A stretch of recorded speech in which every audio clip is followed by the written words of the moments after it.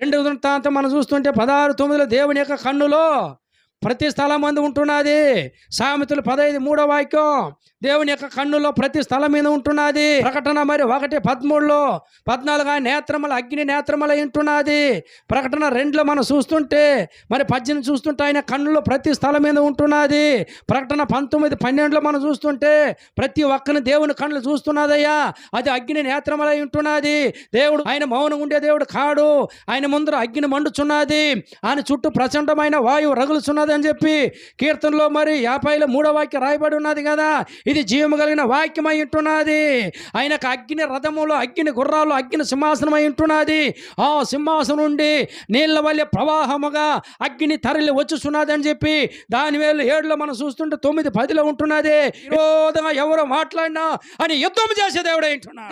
14:14 యెహోవా మీ పశ్చిమన యుద్ధము చేయను